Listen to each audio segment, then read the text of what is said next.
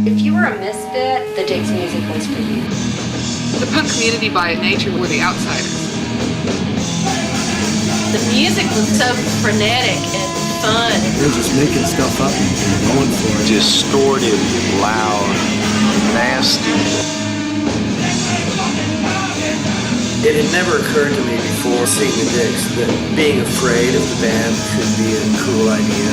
Yeah, we definitely, of all the band costs, were arrested. They've been told they've been run out of Austin because they were wanted on charges of terrorism. Things start burning, things start getting broken, panties start coming off. If you were there, you were cool because you were there. You would have to drink beer continuously just to stay hydrated. What a scene.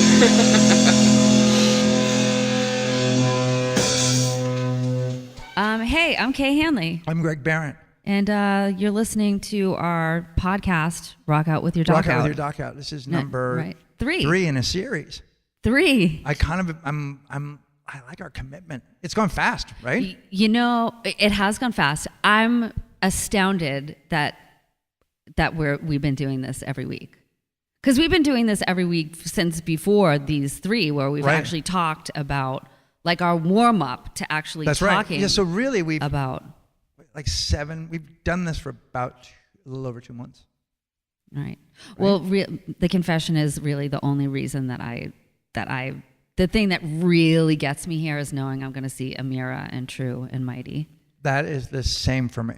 Right. That's why you come here? That's right. That's why every day I'm allowed to come back to the house. I feel like, oh, fucking victory. Yeah. Your Nobody daughters wants me out. are so fantastic. Really? I mean, I love your wife, obviously, but your daughters are just magnificent. And I feel like I've gotten to know them so much better since we've been doing this. They adore you and they get excited when you're coming over. That isn't true of everybody. There's certain people and they'll be like, they're like, okay.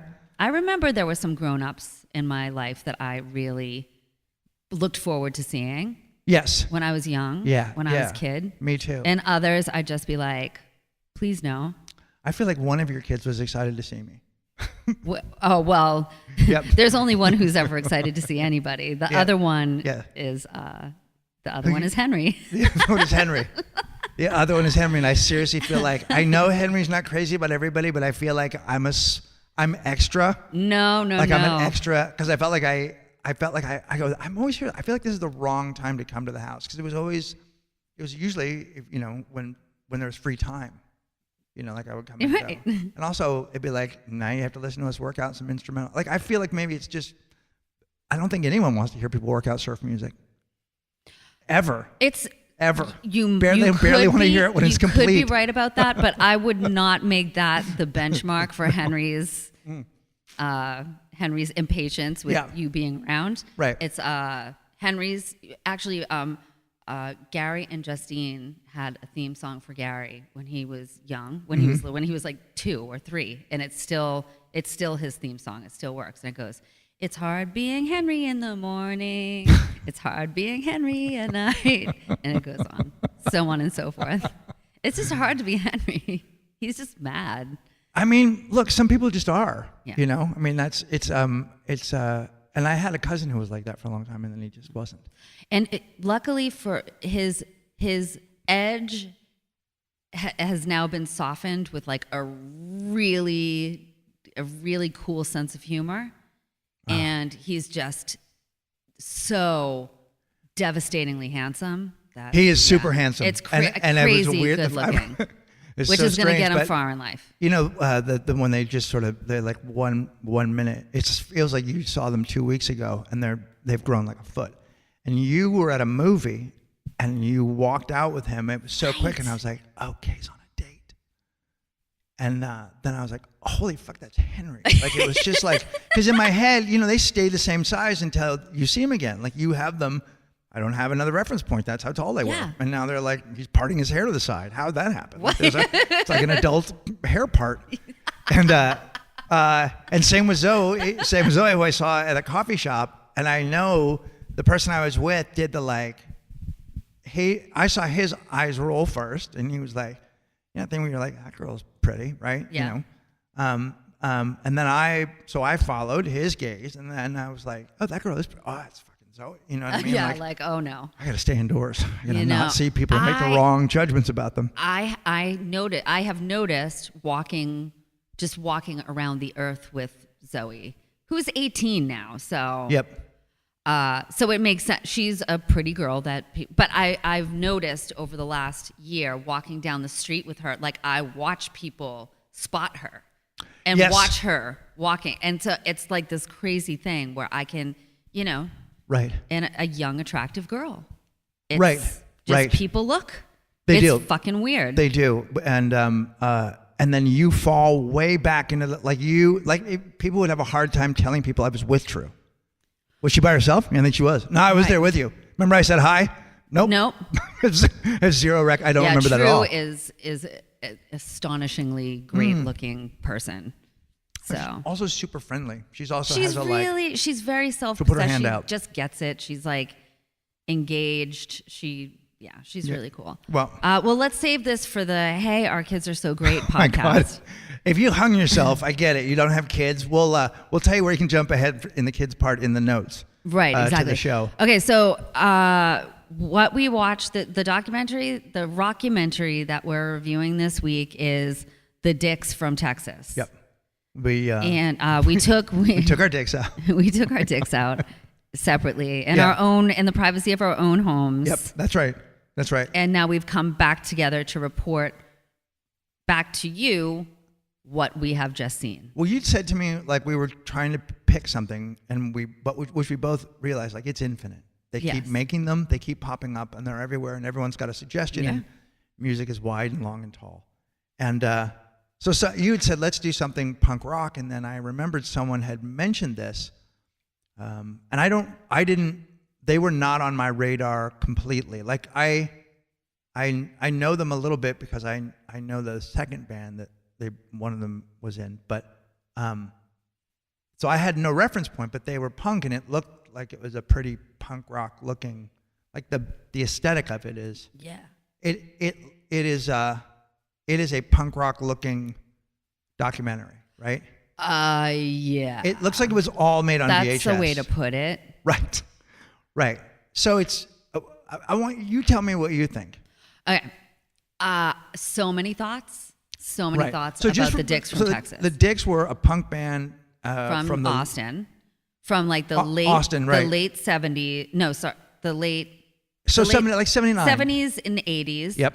In Austin, right? Which apparently I didn't really know this because I associate the punk scene with like DC and.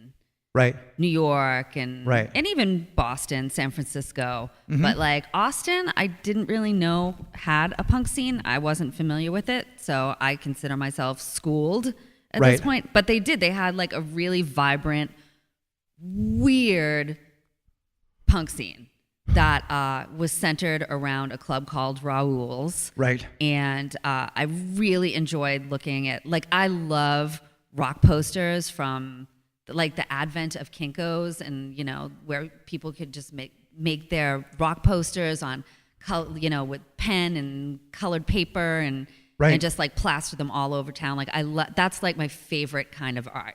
Yeah. It's just like club art from rock shows. Now, did you guys, so this is right in they're probably maybe 2 years older than me, the guys in this band. Yeah. Right. So this is like, these could be like home movies like this. Oh yeah. Like I have some Kinko's flyers in my drawer somewhere from when I was in a band in college. Like you would, photocopy a postcard that you liked, and then you would photocopy it again. Then you cut shit out and tape it all together, and then and the aesthetic was just find what you can and slap it together, and then use some pen like it doesn't matter. It was but at the time you realize like. There's no irony in it. This is as modern as it gets for making posters. Oh yeah. Right? And it was all that DIY stuff. It was so creative, and even when it wasn't creative, it was still creative. Like you had to go out of your way. Like you had to go out of your way to do that. So it wasn't easy to find dicks to put on posters. No, that's also true. You had to draw them. Finding a hard dick in the real world was not an easy task. No, because Like a you would have photo to of like one. go to Yeah. the store. Now all you have to do is ask buy a female that owns a magazine. phone, and she's probably had one sent to her. We are totally going to have a podcast. Put a pin in that. We're going to have a conversation about that. Okay. So the singer of the Dicks from Austin, Texas, was Gary Floyd. That's right. And he is a self-described. I forget how he put it. He was I just wrote like it down. A, I wrote a it down. Faggot boy. He said all of my friends did sports and comic books, and I was just a fat little queer that didn't do any of that stuff. I love was it. a fat little queer that didn't do any of that stuff. Okay. And as he's saying that, there are pictures of him as there's a picture of him from school when From he's a grade kid, school. and he does He's look fat fat, little and queer. he does look queer. He does. He looks really like out of sorts and doesn't want to be in the sweater. And Yeah. he put a necklace out on the outside, like his St. Christopher, to make it look. And he's a super charismatic, really funny, really open, interesting guy. But to even be aware of that in 1979 in fucking Texas.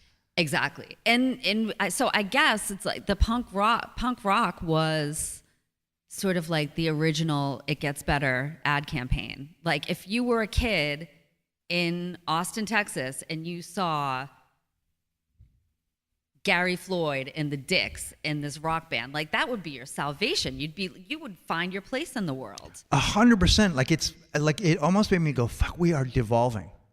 We're devolving as a people because you're right. I don't think people really understand how much hardcore and punk was a safe haven for gay men and women. I mean, I bet. You know, for gay women, they were able to just sort of, hey, I'm just playing along with the short hair and the pins and stuff. Yeah. And for gay men, it was a little bit harder, but you have to remember that, like Jello Biafra, who I think now says he's all things, but he was Jello Biafra's gay, and Pat Smear, and there were a lot of guys that were in these sort of super aggro, because it was very boy too. I mean, there was something very boy about it, and a lot of people see Ian MacKaye and Henry Rollins, but you know, yeah, you're right. It was the original. It Gets Better. Yeah. You know. And he was it's so funny because his whole I don't want to say shtick, but I guess his shtick, we all have a shtick. No, I think he even kind of talked about that. He went from being just like fat, like just embracing just like I'm fat, slobby dude with there was many scenes where he was actually wearing a Kinko's like employee jersey with a bandana around his neck. It was quite a look. And then there were other times that he looked like Divine. 100%. Yeah. And then he had, I think one of the things that was the most terrifying thing. The Divine stuff was fucking, and it was really, it's amazing, super accurate. Like he's a kind of a formidable dude, and you look at him now, and he would be, you know, he has sort of a bear quality to him, genuinely. Like he looks. He's got the big mustache, the bushy, you know, he has the bushy beard and mustache. And the interview footage with him now, you mean? Yes. Yes. Right. But then his look changed almost weekly because I think, you know, whenever they show you the any time period, the only people who've really kind of done it right are Mad Men, where you're like, people weren't actually all the same. There was one guy in the band with a mohawk, not everyone. Right. One guy still refused to not be the guy who's never going to get it together clothes-wise. Right. And you, who've been in many bands, know there's the guy that just fights you all the way to the photo shoot, right? Yeah. Where the one guy you're like, he's just going to stick with that fucking mullet. right, he's not going to change it. He doesn't want to, he didn't get into music for the haircut. And you're like, I know, but we're in a band that takes photos. Right. You're not in the symphony. Right. Like, but those are my control You're issues. not in Loverboy. Right. You're not in Loverboy. Yeah. You're in the Dicks. You're in the Dicks. Where's your mohawk? Right. But he was like at the beginning he had sort of a Captain Sensible thing, and then you're right, he went with Divine. Yeah. But he didn't shy away from the drag. No, stuff not at all. all. Like almost immediately. Which is so ballsy. Yeah. I mean, 1979 in Austin, Texas. Right. He Wow. never actually in the documentary talks about. He talks about feeling a little bit left out as a kid, but that's the story sort of ends there. I don't remember him bringing there were it. some interesting choices made by the filmmaker, for sure, as for what to cover and what to leave out and what to ask, maybe. Yeah, right. And also, like, should everyone have a mic when we? How are we miking this? Because I can hear the band. So it's really a task to watch this thing. Right. You have to want it. You have to want it because the sound editing and maybe they were young documentary filmmakers. Maybe they didn't know that was the footage they had. Oh, yeah. But at no point is anyone mic'd. No. Oh, well, at one point I did see there's a boom mic in the shot at the beginning. Perfect. Yeah. Perfect. There's a boom mic. So he was using just like a fuzzy boom mic. And at the bar when he's talking to the two what's-his-faces. Oh, the two guitar players. The guys, the one guy has an amazing name. His Buff. His but name's with an Buff, X. but he spells it B-U-X-F. B-U-N-X-F. Right, but it's Buff. It's fucking awesome.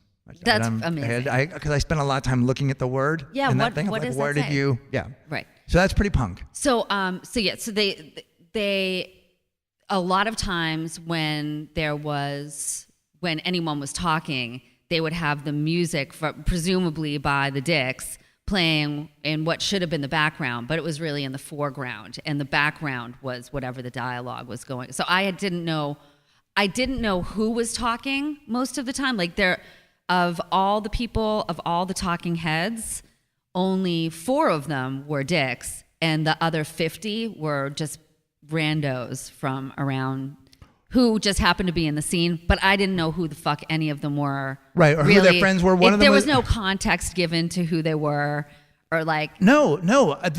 And then... It was just like, oh, this is Fuckface from Shootin' Pains. Right, Shootin' Pains?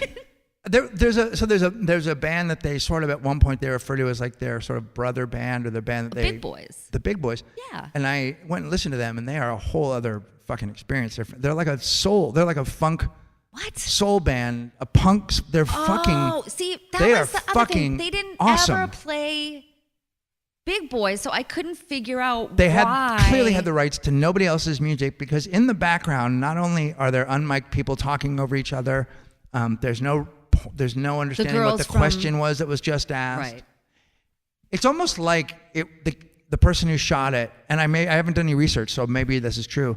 This was like their college project, and they didn't know about miking or asking questions or how to comprise a story. Right.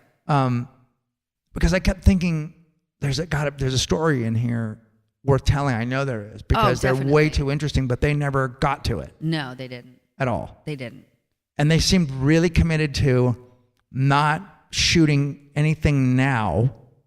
Right. And maybe they didn't have the money. I don't know. Maybe they just had this footage and assembled it. But then, right towards the end, they show you a list of people who have died.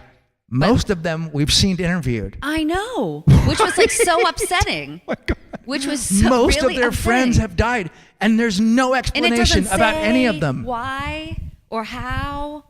Like No. Toby, who was like one of my favorite talking heads in the whole thing. It's just Right. like, and Toby passed, and like, what? Right, Wait, Toby. I care. Like, I mean, Right. I didn't care about many of the people in this thing, but I cared about Toby. He was so.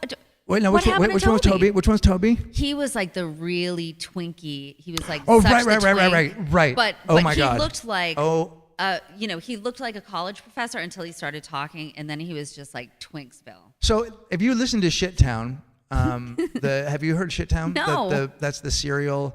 It's the follow-up. Yeah. Right. The sort of the guy goes to investigate. S-Town. I didn't realize it was Shittown. Okay. Yeah. Right.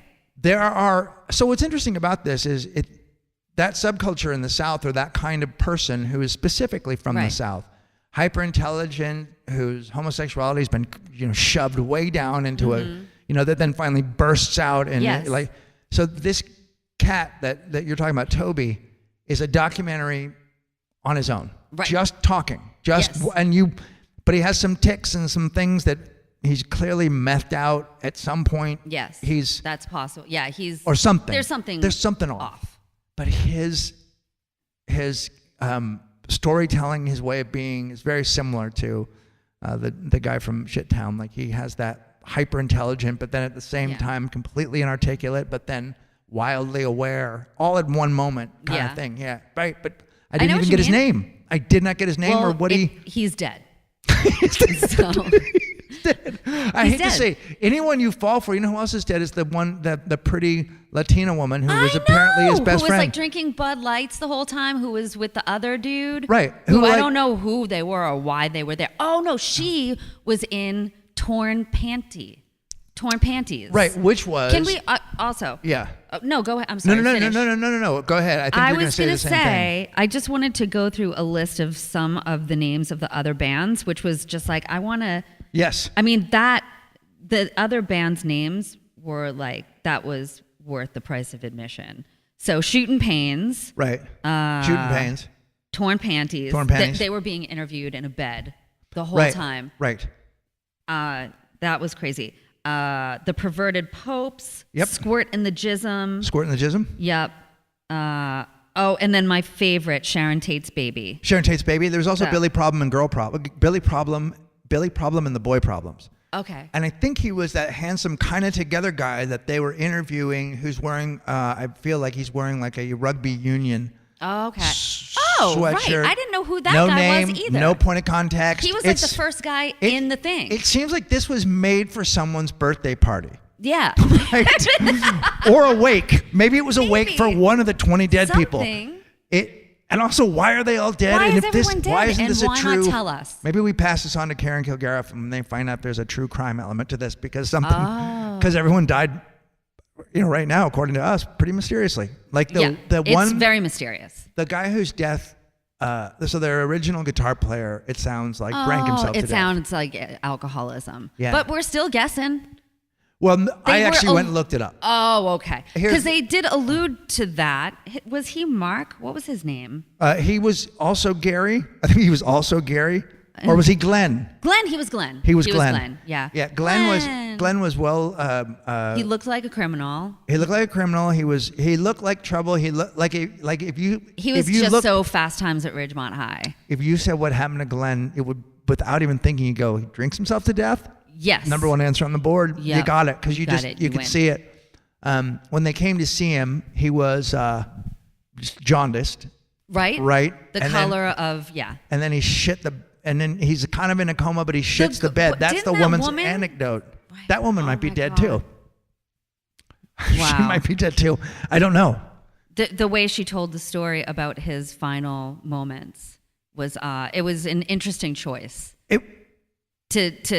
That like I am going to memorialize my friend on film by telling the story of his final moments on his deathbed where he was given a suppository and then shit himself. That's what I want to leave you, the viewer, with this amazing story. If a guy drinking himself to death isn't enough for you, if you're currently an alcoholic and wondering, this wouldn't be a bad film to see because clearly he had he did something with his life. He did something of note. Mm-hmm. But the best anecdote that they can come up with is a woman who was there when he shot himself, and then she goes, "I like to think it was his last big shit." Yeah. Awesome. Anybody else have anything else to say? Are we good? Hit the bar. Like that. Yeah. And then the filmmaker decided, I'm going to run with this. Right. You can do, all I guess I'm saying is you can do better than that. Glenn, this is one of the better anecdotes about Glenn. I now that I think of it, there weren't many great anecdotes about Glenn. Most of them were about him being, not the best. Although, on camera, everything I saw about Glenn, I liked him a lot. I identified with Glenn. Yes. The other thing, so I don't know how much hardcore music you ever listened to. Not much. Yeah. Okay. And I got into Fugazi in 1995. I think that tells you pretty much everything you need to know. Well, you're a close in age, I think. We are Similar. Yeah. So it's I'm from a place that just didn't get that. But that's a whole other story. But it's also time. It's also time. So if you were at all alternative in college when you were my age, that's what there was. There was because you rejected the counterculture hippie shit. So everybody kind of went punk. That was it. But punk meant everything from just wearing a striped shirt, which was an act of rebellion, just a shirt with stripes on it, or Ray-Bans, which were just simply rediscovered old glasses. But people were like, "Are you into punk?" I'm wearing a striped shirt. There's actually I look like a gondolier. but So everyone sort of anyone who didn't want to like Led Zeppelin or the Grateful Dead or any of that shit, everybody was punk for a while. And then, but it was very like, again, it was not a unified thing. And the hardcore part of it was never that appealing to me because I didn't I found that it was a good release for people who were genuinely fucking furious. And I grew up, you know, in a relatively sane household in the suburbs, and I didn't really. My worldview was very small. I liked the B-52s. Yeah. Or the things that were hooky. I loved the B-52s. Right. I didn't realize how subversive they really were. Like they were so much more artful about their their presentation. Their anarchy. Yeah, their presentation was very It was so candy colored. Right. Or something. Right. It was really beautiful. Yeah, it was awesome. And I can imagine seeing them would have been a mind blower. But I think, especially if you'd just seen Rollins or any of those other bands where you kind of go, okay, I get what this is. I know what these guys do. But their music was okay. It wasn't, if you listen to the other band, the Big Boys, your mind will be blown. You'll be like, why? How come I missed this? I'm totally going to listen to that. I don't know what this, I mean, I only heard a couple songs, so maybe I only heard the good ones, but they were such a different thing altogether. And I think far more colorful. Yeah. But Sister Double Happiness, which is the band that they became, the and they Dicks. also became, and then they became Sister Double Happiness. But then that girl I saw was an Imperial Teen with Pat Smear, and I loved Imperial Teen so much. Right. So Lynn Perko, who was a late drummer, the Dicks also had a lot of members in the band that you don't meet. Like if you go to their Wikipedia, the band had 35 different people travel in and out of it. It's so weird. But Lynn Perko was like one of the best drummers in San Francisco. So this is what I wanted to ask you about. There's a point in the movie where, and that's the other thing. Obviously, Gary Floyd is ambitious and smart. Right. And he's like, they went on tour, they went to San Francisco, and he goes, I'm fucking home, and I'm not going back. And the guy who ended up drinking himself to death was like, no, man, aren't we just going to, there are the people that just don't have ambitions outside the pond, which I used to think was a horrible thing. It's like, oh, man, don't you want more? But as I get older, I go, I don't know, man, just being a popular local musician, that doesn't sound, or whatever, doesn't sound bad, really. Right? Like to be popular within your town and to be able to still do your thing and be beloved among people that matter to you, as opposed to a world of people who are going to be like, I got to go. I enjoyed it, but I'm moving on, you know? And so it's weird. Like and then he obviously went back and drank himself to death. So it didn't work for him. No, it didn't. But I think that's what he wanted. Like he just couldn't wait to get home and just like not.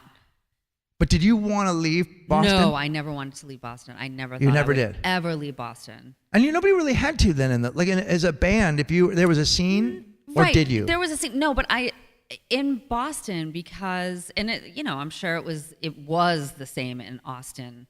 Right. Maybe not. I don't know what it was like in Austin, but in Boston, it was like if you were ambitious, you moved to New York. You know. Right. I was perfectly happy to work in a restaurant and have my band be my hobby. I was totally happy to do that. Right. Although there were other things that I did that would sort of lead one to believe that wasn't entirely true, because we went on tour constantly. We were always like, hopping in the van after work on Thursday, taking Friday off, and like doing a run, New York, Philly, DC, and back. We would do that all the time. Well, you're a group. I mean, there's other people. Yeah. You're not the only decision maker in a group of people. So we all did that together. It was just, and we did that for a long time. And then, you do that for long enough, you get good, and we did. And, we got a record deal, and then all of that stuff happened. But no, even then, like, there was nothing in me that was like, oh, I see what it's really like on the other side. I want to move to New York or LA. Like, it made me even more like cling to my hometown. Right.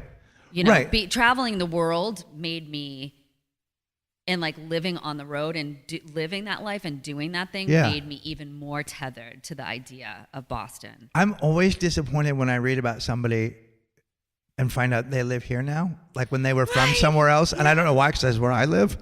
But with comedy, you kind of sort of like, if you want to have a day job, there's no comedy writing or any other comedy job in San Francisco. But it felt to me like if you were in a band, you can make a record anywhere. Yeah. Maybe your label's in Boston. Like Boston always had, there were so many good, I was friends with the Cave Dogs. And so I knew, I mean, I was just a music freak. So I knew many bands from Boston. There was so many people, or at least from that area. People would just lump it into Boston, but I'm sure there's people from all over. But so in my mind, I'm like, it seems like you could just stay there and be in a band and you wouldn't have to be in Los Angeles. Why would you be here?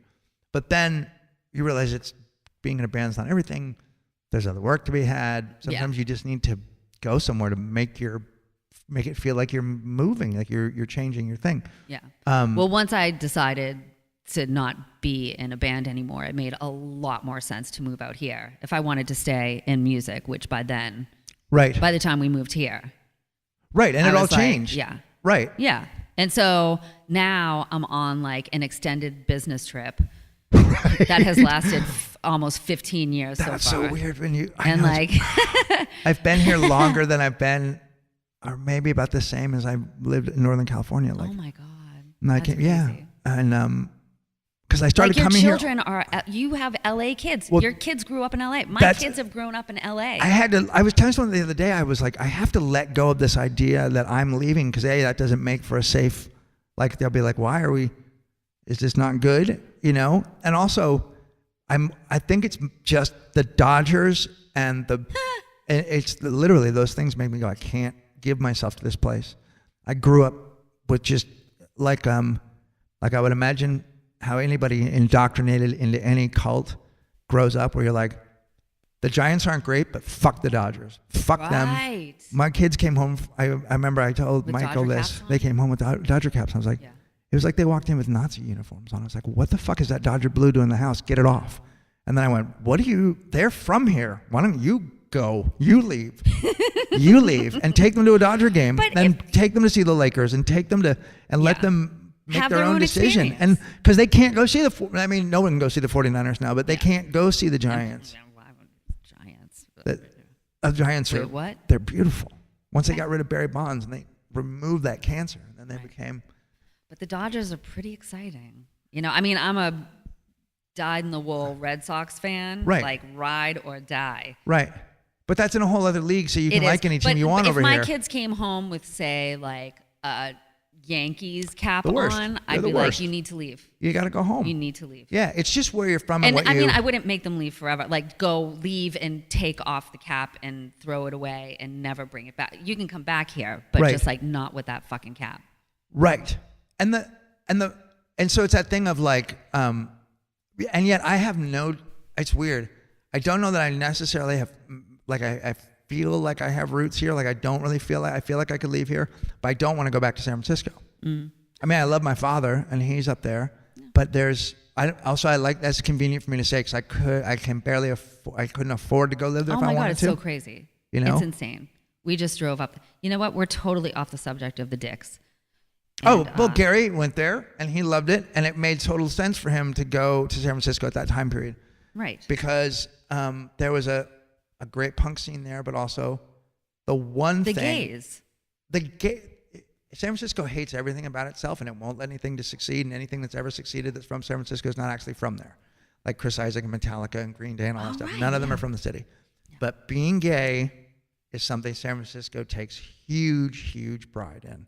And they love that's a thing that people, they love it. And they are, and so that is a beautiful thing about it. And I could, and he came there and he had a band where being gay wasn't even a part of it. It wasn't, they just thought that he was a big weirdo.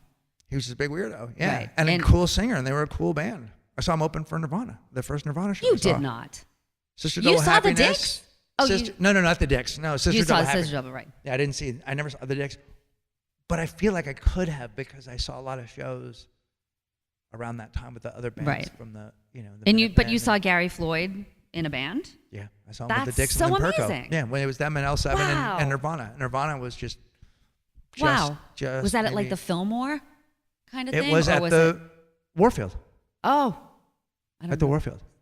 The Warfield's down on it's down on Van Ness. It's theatery, like tall, but about the same size. Wow.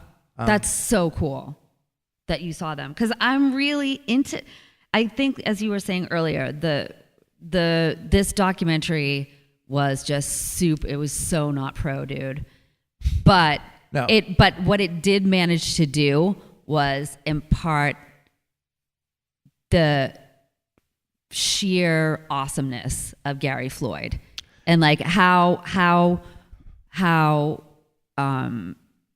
he just like created his own lane and was just he was fearless, and he had no one to really look to like give him a clue as to how to be. That's what's so. And he just did his own thing, and Right. he just was such a trailblazer. Right. It's weird too because it doesn't.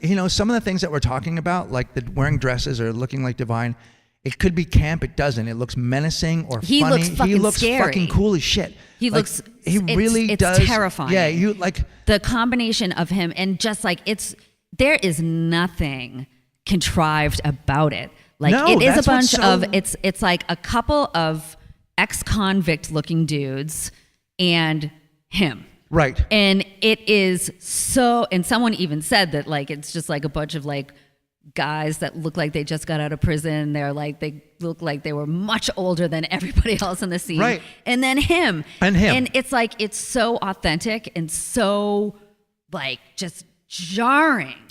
The guys in his band look like guys who have no. If superheroes were real, they're henchmen. They're like fucking low-level Joker henchmen that can play guitar. Like they look dangerous. They look surly. And you're right, older than their years. But they're fierce. And then he's just a dynamo. But the other thing that it reminded me of, and this is that thing that's sort of like that weird. I heard about the NPR about talking today about like the thing you're at an age where when you remember something makes you happy, but at the same time you want to cry. And the woman said, well, is there anything better than that feeling? That's all the feelings. Like, what else do you want? That means something happened. But that time in your life where you really are about the world that you're in, those people, because I had friends like that in college where like you're experimenting with your identity, you're experimenting with music, you're experimenting with friendships. Your friendships mean everything. Your world is super important. The other bands that you know are important, and nothing else matters. The bigger world was not a concern for them at all. Nobody here, even though they were probably ambitious within their scene, nobody in any of these bands, probably even including Black Flag, are like, we're going to be on the radio someday. Like, Yeah, right. Nobody has aspirations above just being on the In that outside. scene. Yeah, and that's really beautiful, that community of like-mindedness where there's just an assumption, if I know you and you listen to this, you're good. Yeah. We're all good. Yeah. I mean, like anything else, you can be wrong about people, but I've definitely made that mistake. But for the most part, it is like it was fully like a band of outsiders. That Agreed. scene. And unfortunately, a lot of those people died, and we don't know how. And we don't know why. Yeah. But I think there's just gonna have to be the Dicks too, or the Gary Floyd documentary, and someone For needs sure. to ask him like, how did all of your friends die? They just drop dead, and It's so funny. All I kept thinking during this is when they make the better documentary about this, because it's definitely worth, and that scene's worth the time. yeah, absolutely, it's worth the miking, it's worth the sound quality, Right. it's worth the music licensing. Right. It's worth some effort Yeah. to tell this story. Yeah, or gather some people around this thing and rebuild it so that it has a narrative that you understand, because It might be too late for this particular I feel like you're probably documentary. right. And it's already come out. I think it's come out a couple of times. Been released and then re-released. Obviously they maybe they remastered it. I don't know, but it So it now with obviously more ambient noise. We turn the conversations in the bar up so you can barely tell that this is a documentary. It just seems like your friends yelling. Right. Like that was what I found myself saying a lot of the time. Like, who are you and what are you saying? Like, I can't hear you. Right, and then I'm like, oh my God, I don't pay attention to anything. Like I kept thinking it was my fault. I'm like, I'm sure there was a chyron. I'm sure I should know who this is. I This knew person it seems wasn't my important. fault. They've jumped.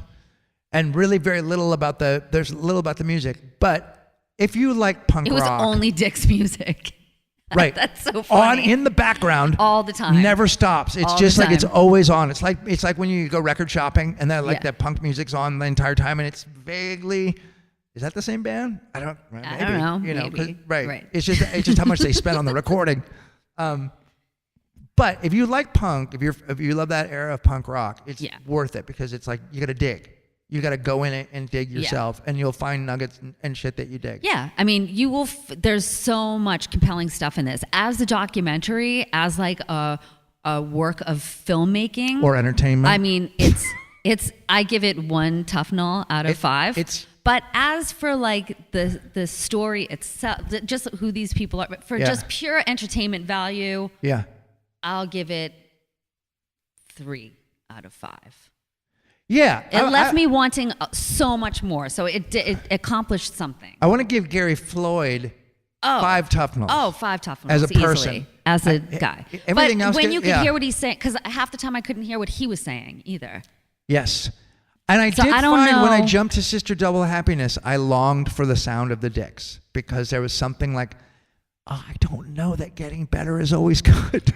It's funny that you say that because the song, actually the song that they played from after their move to San Francisco was like really good. Yes. And I could hear what was going on. And I was like, that's a great fucking melody. Yes. Yeah. But the Sister Double Happiness stuff is pro. It feels like a pro record in comparison. I see what you're saying. Still, I'm sure it's all worth more discovery, but but yeah, the Dick stuff, because he's also, by the way, he's a Maoist who it's all political. It's all about the bourgeoisie, and it's all about those things that you only know bits and pieces of when you're that age, and there's no Wikipedia, just a library. Mm-hmm.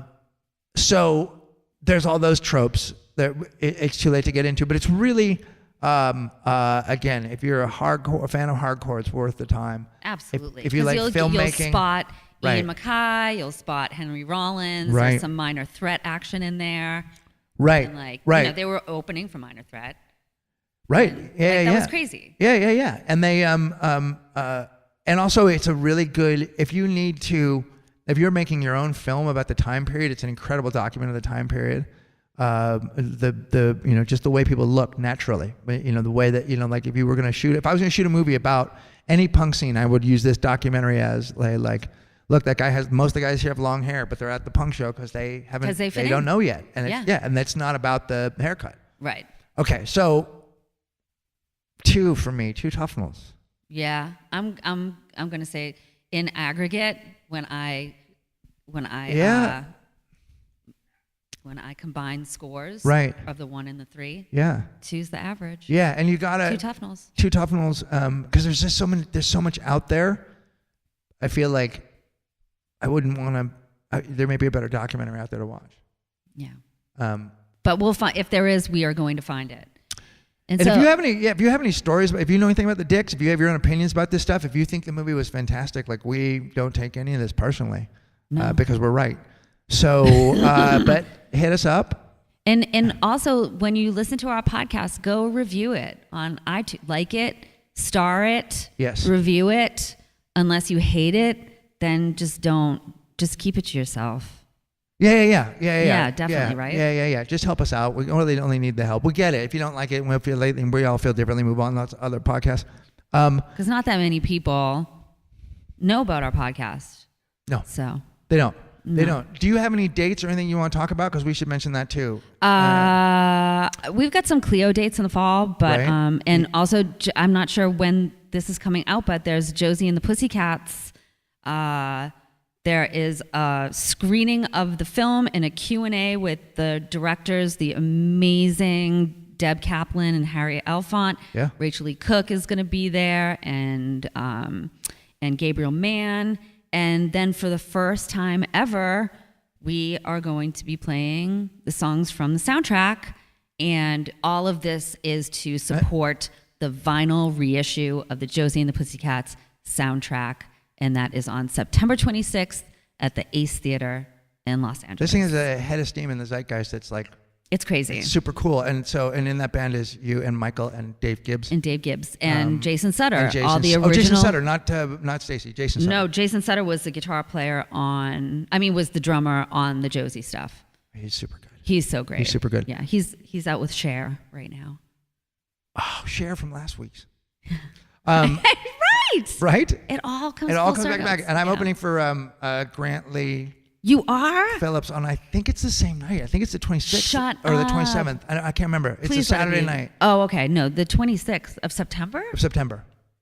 Saturday night? I mean, we could look, because we have we phones, could always but we have phones. Let's actually look it up. Let's look. We can do that. All right. Are you on that? Oh, you're on the 26th too, right? Yes. That's right. You're the 26th. Maybe we're not. Maybe it's the 27th or the. You know what? We're going to get back to you. We'll get back to you on that. We will, for sure. Nice. We're both working though. Yeah, that's good. Join Extended business trip. Yeah, and we will also always post what the hopefully the podcast will come out on Tuesday, and on Wednesday we will post what we're going to watch for the next week if you want to watch in advance. Okay. All right, and then we'll tell you then. Watch, and then we can then you can hear what we're saying about the thing, and disagree with us, agree with us. And please rock out with your doc out.